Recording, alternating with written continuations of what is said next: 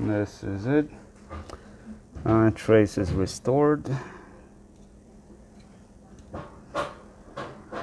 It's normally $50 per trace. Hello friends, welcome back to the bench. Today we're gonna fix an ECM for Florante from, I actually don't remember from, somewhere up north. And we have a misfire on it, and Florante wants it done as soon as possible, so we're gonna fix it today and send it over with the priority shipping or second day or UPS. So let's get to it. Alrighty, Florante, let's see your packaging skills.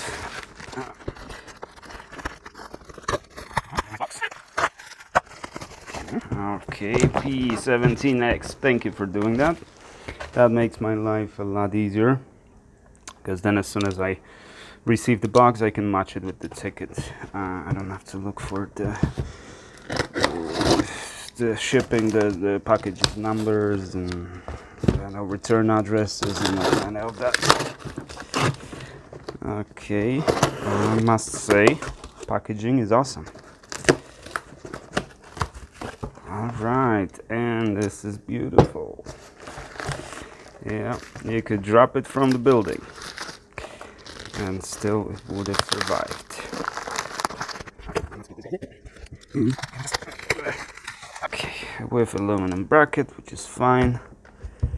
You can push over here and just take it off.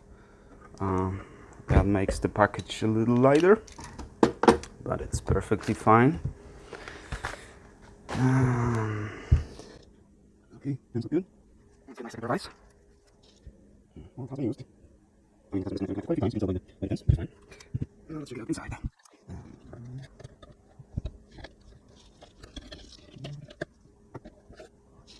Oh,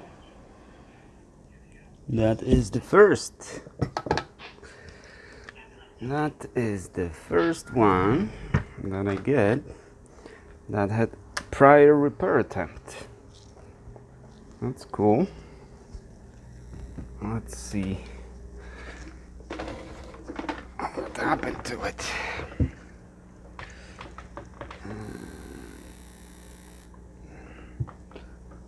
Okay. Ooh. Ooh. Ooh.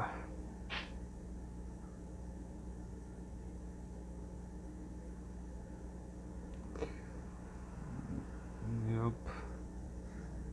Yeah, that's not gonna work.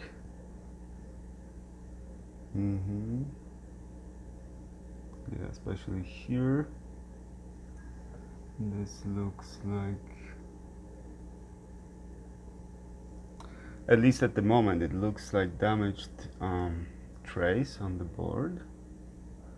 But once we clean it up, it might be okay. Let's see the other part. So number 6 is this one. All right, so that is the first. We check the line properly. It's just in back in that's our condition. Let's see. Okay. All right, let's see if there's a damage to anything around it. No. Okay, at least that. No damage to other okay. So let's get it out, see what is the condition of it, and go from there. Okay. Yeah, that doesn't good. Actually, let's clean first before I get it out. Let's clean it and see how fast it matches.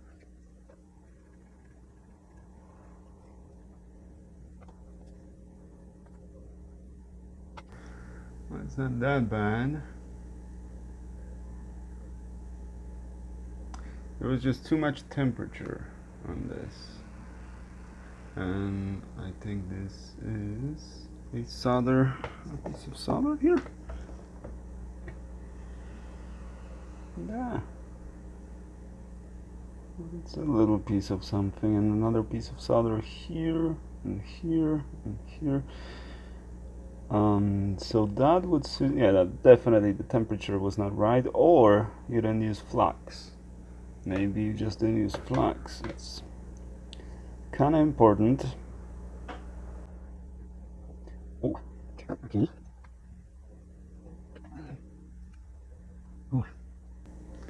I would assume it did it without a use of microscope. Definitely not enough solder on this side.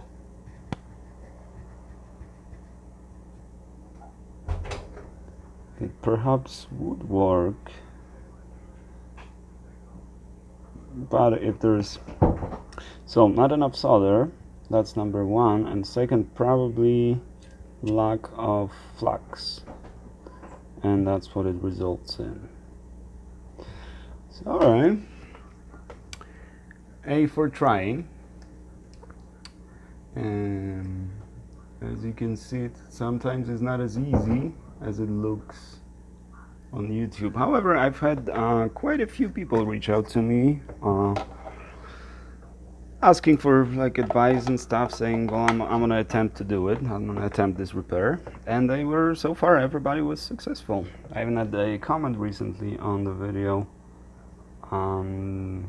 saying that, yeah, I tried this repair and it worked. So it's not horribly hard to do, but nothing is once you have experience.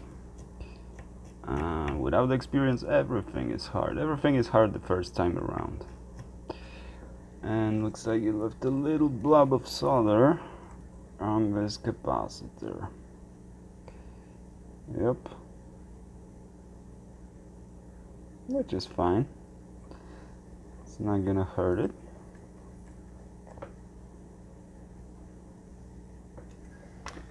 Alright.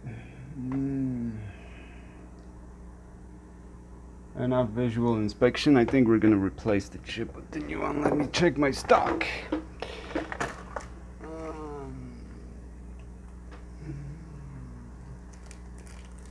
Okay, I have plenty. Okay, so we're gonna give you a replacement chip, just in case. And I really doubt you did any damage to the chip, but just to be sure.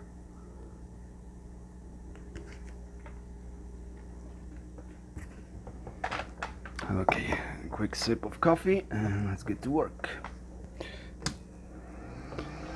Alright, power. Airflow 4, temperature 370. Don't take these at face value, because my 370 on my device might be different 370 than it's on your device. You need to kind of develop a feel for your device, for your tools.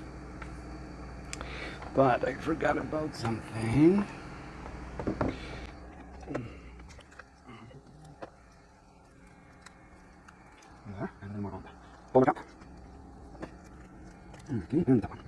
Why do I do only two sides? Because I hold the chip like this and I blow from my left to my right, to this side, so the hot air will be going this way. So I'm going to protect a few of these elements over here.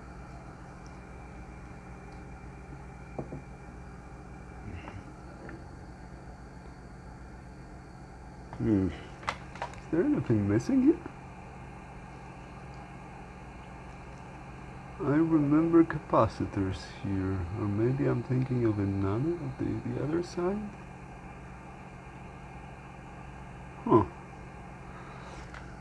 I'll check it with later if there's anything missing, but no, if there anything was missing, I assume I would have been told about it.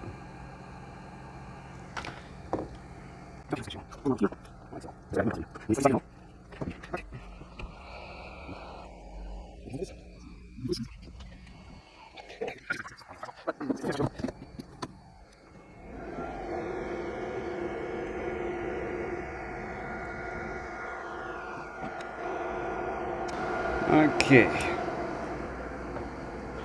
I have some bad news for you, brother. This, if I'm correct, this is a pod. Looks like no, it looks like a pod. So there should be pod missing somewhere. That is very unfortunate.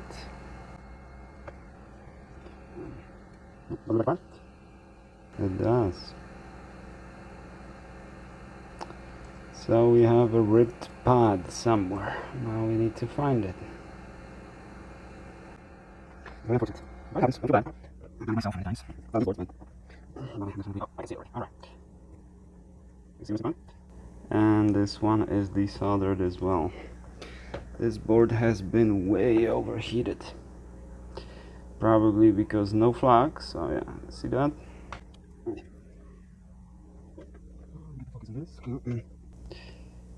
Look at this. Yeah. The pod is floating.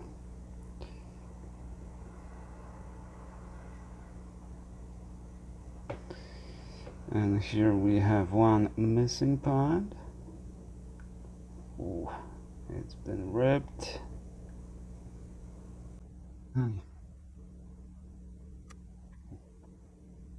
What's the mask? Oh, it's one damaged, one pod ripped. This one's fine, right next to it. So we need to see where it's going to go. I didn't expect it to go like this actually.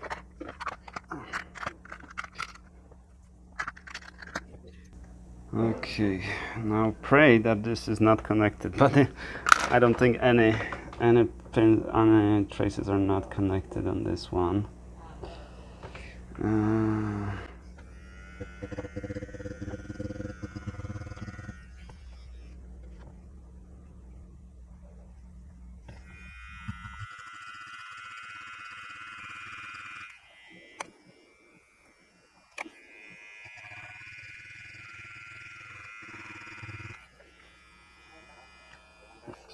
What do you think? Is it unconnected? Because I cannot see the trace here. The not connected pods are always the first one that's gonna fly off.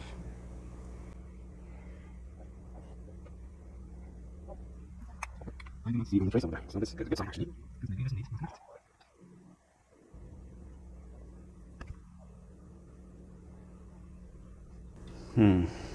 If I had data sheet for this chip, I would have known if this pin is NC, but no, looks like it's NC. There's no via, right? If there was via next to it, I would connect to that. There's via over here, but that's going to the supply. Oh, you can't see because you got no focus. Yeah. So looks like it's NC. Yeah, I would have seen the trace here if it was there. You would already be able to see it. And since there's no via, this would be on the first layer, so you would see it like these ones.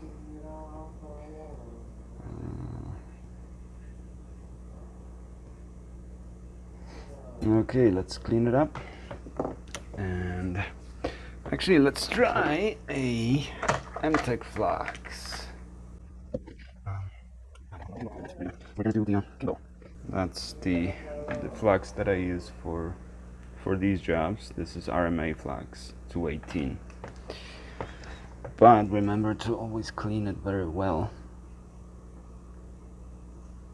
Oh, and by the way, I don't know if you guys noticed, but there was no solder on the ground pads here. It's kind of important. In electric circuits, it's always about first connection, reverse connection, sometimes protection. And device working with connection, especially in power load.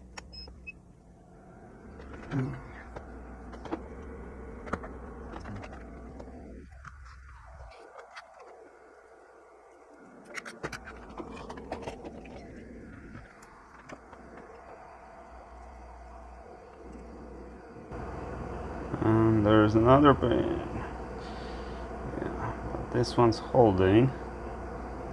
So, ay, ay, ay, ay.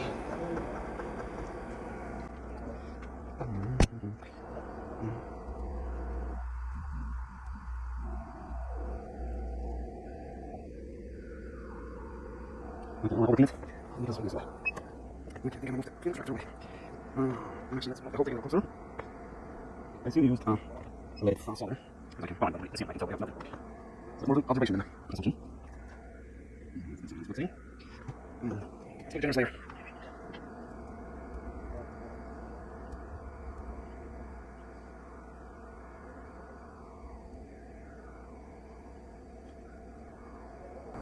And the pen and the part flew off.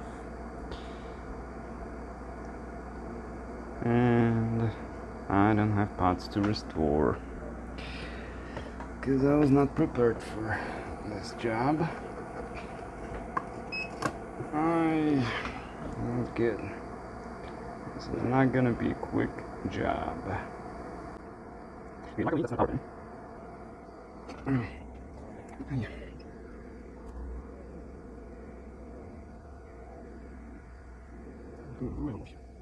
There. Okay, now let's make it be one light. So it's on this gear here. If it was power pin, so the one that actually controls the injector, this would have been a lot harder. And since this is just the control pin, the one that actually gives it the signal to open the injector, we can use the wire. Alright, let's throw this away. I'm gonna keep it. Sometimes I'm gonna place it on but this one I'm gonna keep on because it might be damaged. Let's treat it with very high temperature. Yeah, let's get the brand spanking new one.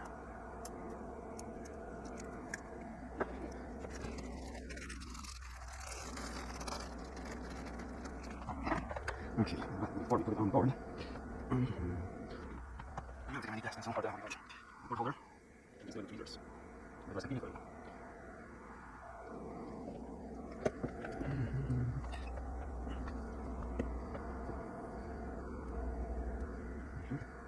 Oh. I think I'll use the tweezers.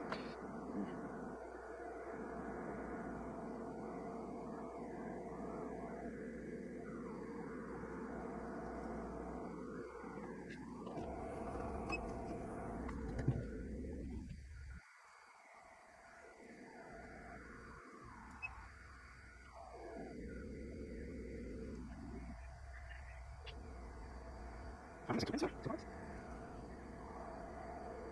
Oh, it's not. Okay. For a second, it looked like it wasn't some more.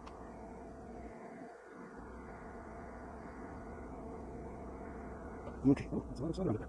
Alright, let's solder it down first and see what we can do with that big 3.5, 370. And let's grab a new titanium tweezers. Bang.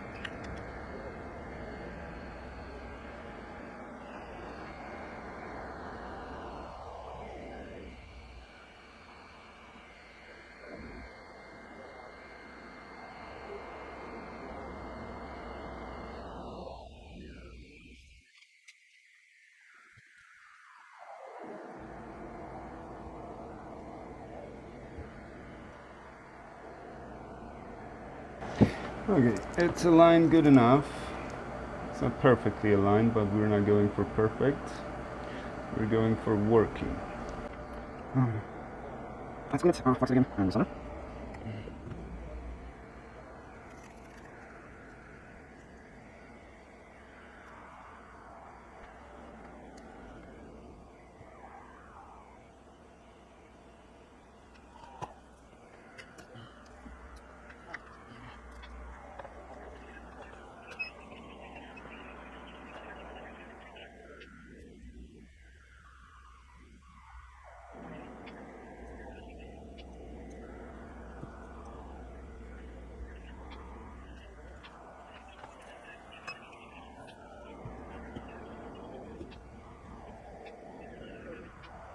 That's fine, right? That's soldered on.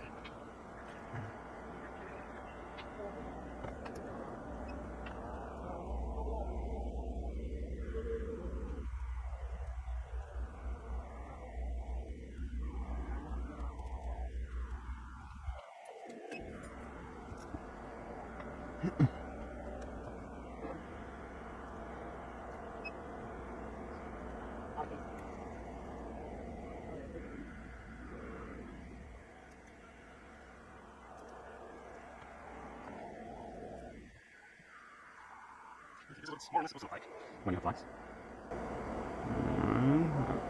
This side is perfect.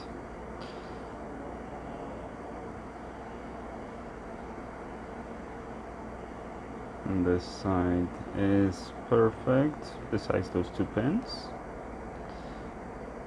And this side is perfect.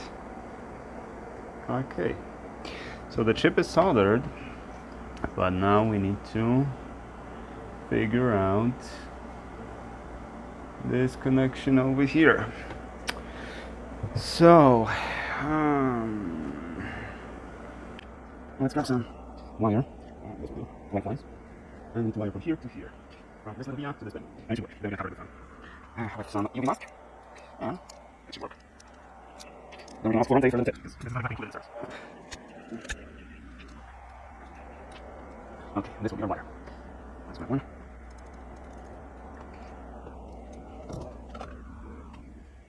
Okay, first I'm going to touch two. The chip. And here's my little trick. I do a little loop at the end of the wire.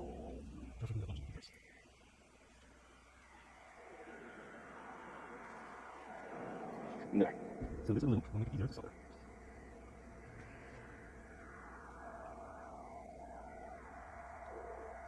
Like so. Oh my god. That's hard. That is not a little flex. That is not a flex. And then let's switch the tip. We're going to do this, you can see. I'll take the right side and touch my soldering.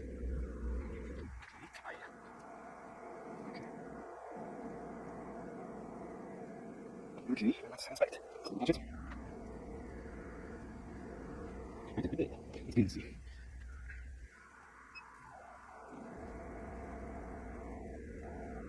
So much flex.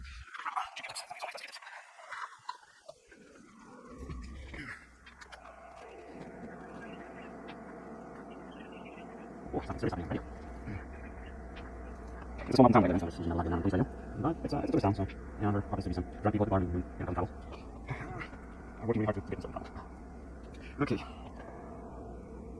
So let's try to position this wire more or less like the trace goes. Like this. And solder down, and then shorten it. And it's going to be some. Now, flex. This thing covered out. And let's do it. And I third hand. Okay. Okay, that should be good enough. Again, the lucky, the good news is that it's just a regular pin, not the power pin. And let's watch it use it. White colors. Okay, now some cleaning.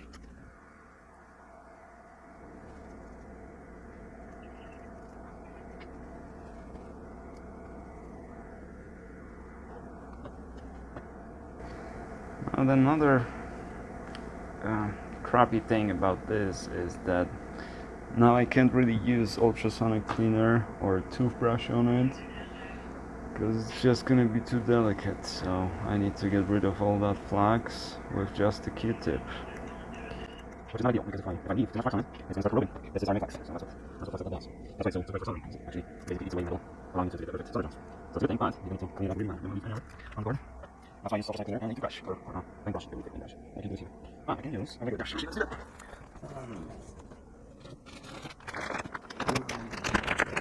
There. So, in case you're curious,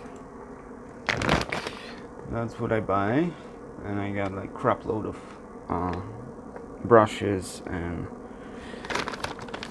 what do we call it, like knives, painters' knives, and all that. I don't really paint anymore, so I don't use it for art. I just use it for work. It works even better. So, at the slight angle, right? So I'll hold the screen down.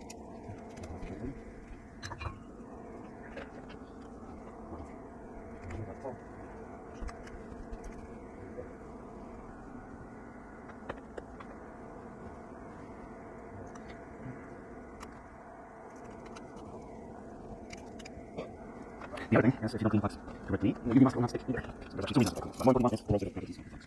And that's like right. And should be cleaned off this if there's some flax left on it. Well, so far, has been the most challenging one. I'll never have one before. And that's how we go.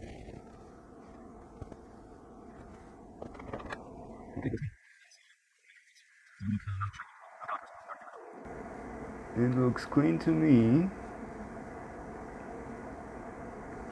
So let's seal it and send it off.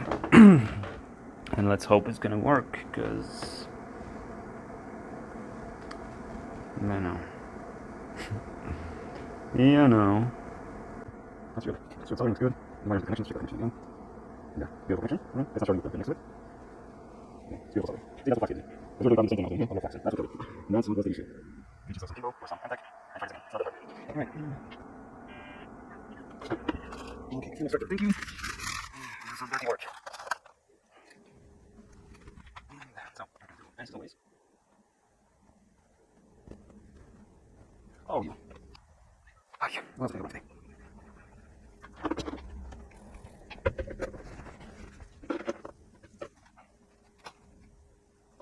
This is such a nasty thing. I didn't wear gloves. It's nasty. My fault is in the gloves. Let's try this again. Oh, yeah, the needle. Okay, let's try the needle. No, okay, anymore. Oh, yeah. I get more mask. Okay, so this is going to help me, because I was a bitch. But it's going to be my needle is stuck. That's fine. It's transfer. The whole thing. Exploded. Unfortunate. Important thing. Let's see. Oh, that's so much. That's so much. Oh, it smells around. Right. So I can't put this on. Now I smell it. It kind of smells like the glue that you remember making the airplane models, getting them in pieces and putting them together. It smells exactly like that glue. Or no, like that plastic. No, not the glue.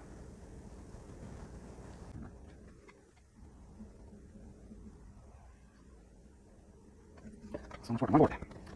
Good thing. Good thing is done. It's not my primary work. I have nothing to do in doing this. I can take your time, I can charge very low prices. That's my way of giving back to the community. Recently, oh yeah, I'm gonna tell you a story. It's a good story. Recently, I decided to buy a software. Doesn't matter what kind of software. It's an expensive software, relatively. You can sell it on eBay for about $270. And I found an offer for $50. And the guy just saying, well, I don't really need it anymore. I was going to keep it for myself, but I'm selling it instead. So I figured, all right, I love deals like that. I bid on it, or I bought it. And after I bought it, the guy reaches out to me with an updated description that he's only selling a copy, an illegal copy of that software, because he wants to keep the original for himself. So, well, obviously I told him that that doesn't work for me. If we finalize this deal, then I become a legal owner of that software. And if you want to keep the copy for yourself, that's fine, but you're the one who's the pirate, all right? So obviously he was not fine with that, which was fine by me. But I really didn't like when he said that, well, I just, because the software is so expensive, so I just want to help people by offering illegal copy for $50. Jesus, I just told the guy, quit while you're ahead, because if anyone reports you that you're like plainly violating a terms of service, eBay terms of service, because you have misleading description, and you're stealing from the company that produced that software. You can't do that. It's right there in the license agreement. You can't make illegal copies, and God forbid selling them for $50 for a legal copy, which is ridiculous. But what kills me is that he said that, yeah, I'm just helping people and stuff. That you're not helping people. You're just capitalizing on illegal activity. That's not helping. You want to help people, just either give them that for free, if it's a copy, or I don't know, if you charge $5, that would have been at least reasonable. You know, to copy the CD and pack it, send it, and all that. But $50 for illegal copy of a software is just absolutely ridiculous. I decided not to report him. Because it's, I'm thinking that's his karma. If he wants to do stuff like that, eventually it's gonna go back to him.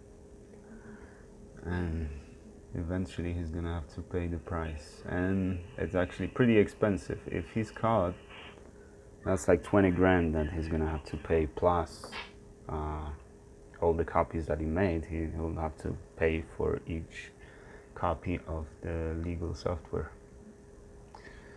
I think the fine was like 1,000% or 2,000% of the value. So if the software is $200, then you have to pay 20 grand as a restitution, or I don't know, fine, whatever.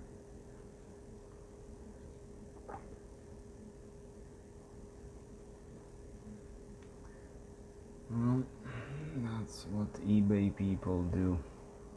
There's actually I have a lot of stories from eBay, because some people are just refuse to be realistic, with their pricing and expectations. Like, I used to buy a lot of power supplies, right? PSUs for computers, like high power ones. They're usually relatively easy to repair. Not always, but I don't know, I have about maybe 85% ratio, the success rate on repairing PSUs. So obviously not all of them I can fix, but majority. And the guy was selling, I don't remember what was the power of these, but he was selling like 5 of them. I think 5 or 3 of them, and stating on the as obviously as damaged for parts, stating in the listing, in the description of his listing, that these sell on Amazon for $200 new new and working. So he wanted to sell them for like $170, something like that. Broken. Oh my god. They don't even sell for that much on eBay, working ones. But on Amazon, obviously everything is expensive on Amazon, because it's a different what do you call it? Why is my light on still? It's it works differently than eBay, right? So you get money like once a month, or something like that, and sometimes even longer. You have to wait for your money a lot. You have to keep the stock, and it's a different thing. It's kind of like running an actual store. While eBay, you just, whatever you have that you need to sell, you just list it and sell it. You get the money almost right away. They're in escrow for a while, but almost right away.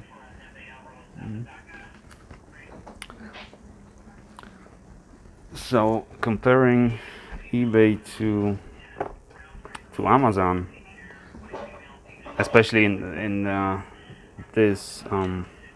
this case, where you're trying to sell something that on Amazon sells for $200, then maybe you can sell it for $20 on eBay as broken.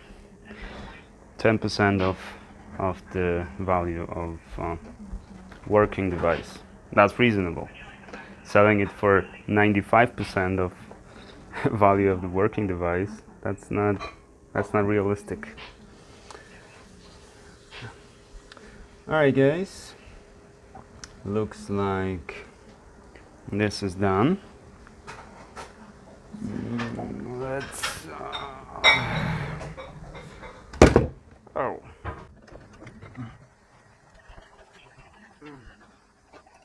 making a little mess, but we got this.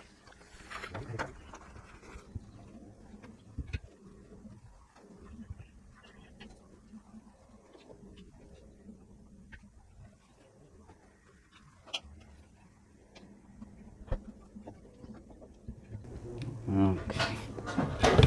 All right. So this is it. Trace is restored. It's normally $50 per trace. It looks all good over here. Well, you're gonna have a little reminder over here.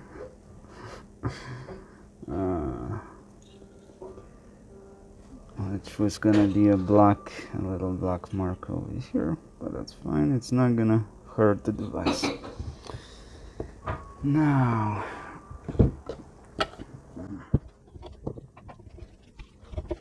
Yeah. okay, there you go. And now we're gonna run to UPS to send it off. Thank you, Florante, for sending it over. Thank you for your business, and the rest of you guys, thank you very much for watching, and I'll see you in the next one.